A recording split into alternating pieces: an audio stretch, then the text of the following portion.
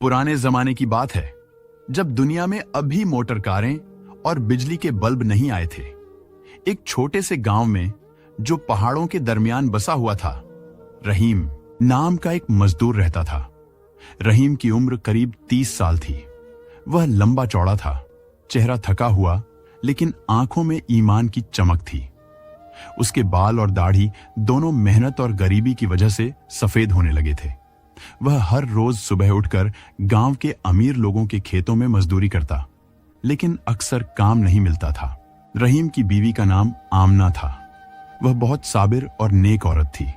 उनके 4 बच्चे थे, 2 लड़के और 2 लड़कियां। सबसे बड़ा लड़का अली 10 साल का था, फिर फातिमा 8 साल की, हसन 6 साल का और सबसे छोटी जैनब सिर्फ 3 साल की। घर एक कच्चे मकान में था। दीवारें मिट्टी की, छत फूंकी और लकड़ी की। अंदर सिर्फ 2 चारपाइयां, कुछ पुराने बर्तन और एक छोटा सा चूल्हा था। कई महीनों से गांव में सूखा पड़ रहा था। बारिश नहीं हुई थी, फसलें खराब हो गई थीं। अमीर लोगों ने मजदूर रखने बंद कर दिए थे, क्योंकि खर्चा नहीं उठा सकते थे। रहीम हर रोज सुबह निकल जाता, दूर दूर के गांव तक जाता, लेकिन शाम को खाली हाथ वापस आता। घर में खाने को कुछ नहीं होता था। बच्चे भूख से रो रो कर सो जाते थे। एक दिन रहीम ने आमना से कहा, आमना, मैं अल्लाह पर भरोसा रखता हूं, वह हमें नहीं छोड़ेगा, बस थोड़ा सा सब्र करो। आमना ने मुस्कुराते हुए जवाब दिया, रहीम, हमने तो जिंदगी भर सब्र ही किया है। अल्लाह जो करेगा बेहतर करेगा। लेकिन हालात दिन ब दिन बिगड़ते जा रहे थे। बच्चों के चेहरे पीले पड़ गए थे। जैनब तो अब बोलना भी कम कर दिया था, भूख की वजह से। आखिरकार एक दिन सुबह रहीम को गांव के बाहर एक अमीर जमींदार ने काम दिया। उसने पूरा दिन खेत में मेहनत की, जमीन जोती, पानी लगाया। शाम को जमींदार ने उसे थोड़ी सी मजदूरी दी, सिर्फ इतने पैसे कि 2 गर्म गर्म रोटियां खरीद सके। रहीम बाजार गया।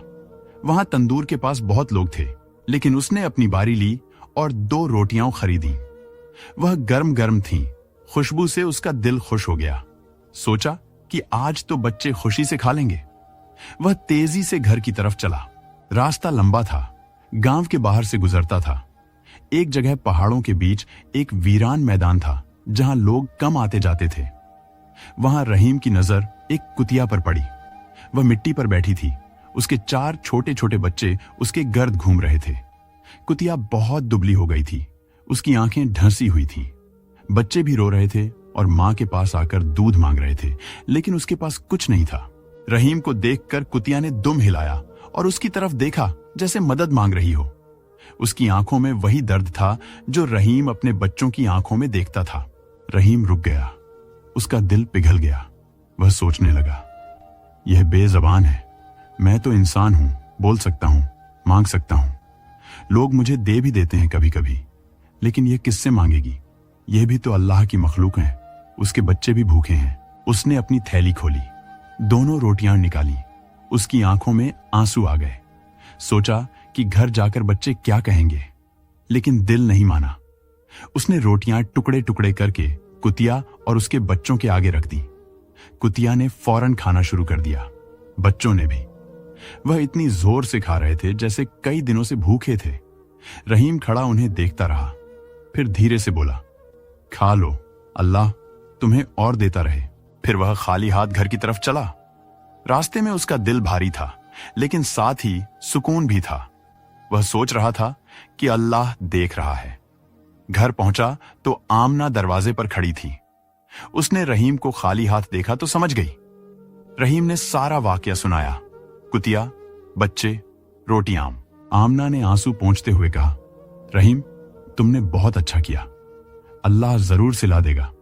हम तो फिर भी इंसान हैं, मदद मांग सकते हैं। वह बेजबान थी। बच्चों ने भी सुना।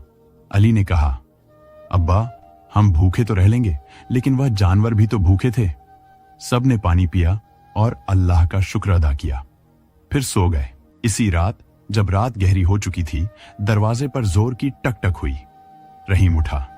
बाहर एक बड़ी सी रिमट खड़ी थी, उस पर कुछ लैंपों की रोशनी थी। एक आदमी उतरा, बहुत अमीर दिखता था, लिबास रंग बिरंगा, सर पर पगड़ी। उसने पूछा, क्या यहां रहीम मजदूर रहता है? रहीम ने डरते हुए कहा, जी मैं ही हूं। अमीर आदमी ने मुस्कुराते हुए कहा, मैं शहर का बड़ा ताजिर हूं। आज दोपहर को मेरा काफिला इसी वीरान रास्ते से गुजर रहा था जहां तुमने कुतिया को रोटी खिलाई थी। मेरा घोड़ा अचानक डर गया, शायद किसी जानवर को देखकर। काट खाई की तरफ जा रहा था। सारा कीमती सामान गिरने वाला था। मैं और मेरे नौकर चिल्लाए, लेकिन दूर दूर तक कोई नहीं था। फिर अचानक एक मजदूर दौड़ता हुआ आया। उसने जान पर खेलकर काट के पहिए को पकड़ा और रोक लिया। सारा सामान बच गया। जब मैंने शुक्रिया अदा करना चाहा तो वह बिना कुछ कहे चला गया। मैंने अपने आदमियों से पूछा तो उन्होंने गांव में पता किया और तुम्हारा नाम बताया। मैंने सोचा कि इतना नेक इंसान को जरूर इनाम देना चाहिए। रहीम हैरान रह गया। उसे याद आया कि दोपहर को काम खत्म करने के बाद वह इसी रास्ते से वापस आ रहा था जब उसने काफिला देखा। घोड़ा बिदका था, वह दौड़ कर गया था और काट रोक दिया था। फिर बिना रुके घर की तरफ चला गया था, क्योंकि शर्मिंदा था कि कुछ नहीं मांगेगा। ताजिर ने एक भारी थैली रहीम के हाथ में दी। अंदर सोने के सिक्के थे। फिर कहा, यह तो शुरुआत है। कल से तुम मेरे शहर के गोदाम के इंचार्ज हो। वहां बहुत काम है, अच्छी तनख्वाह मिलेगी। तुम्हारी फैमिली को भी शहर शिफ्ट कर लो।